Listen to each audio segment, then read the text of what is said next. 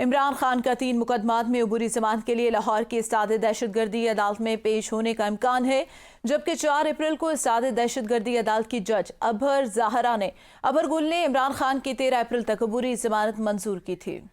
मजीद जानते अपने नुमाइंदे अली नासिर से। जी अली नासिर, बताएगा। जी बिल्कुल। इमरान खान अभी कुछ ही देर बाद इंसदाद दहशतगर्दी की अदालत के लिए रवाना हो जाएंगे और जमान परख इस पर जो ताज़ा तरीन सूरत हाल हम देख रहे हैं वो ये है कि पुलिस की सिक्योरिटी यहाँ पर पहुंच चुकी है और इसके अलावा जैमर की गाड़ी भी यहाँ पर पहुंच चुकी है और इमरान खान जमान परख से कुछ ही देर बाद इंसदाद दहशतगर्दी की अदालत के लिए रवाना हो जाएंगे और सिक्योरिटी यहाँ पर सख्त कर दी गई है। इसके अलावा रेस्क्यू की टीमें भी यहाँ पर पहुंच गई है। अलबत्ता कारकुनान को सख्ती से मना कर दिया गया है कि वो यहाँ पर ना पहुंचे और ना ही कोई कारकुन इमरान खान के साथ यहाँ से रवाना होगा।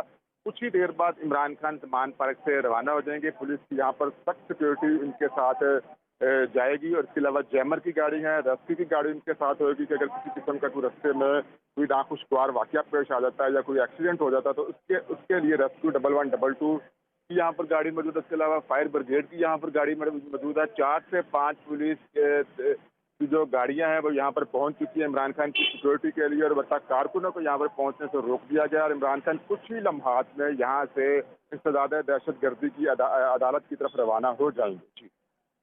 सही, बहुत शुक्रिया मोहम्मद अली नासिर आगाह करने के लिए।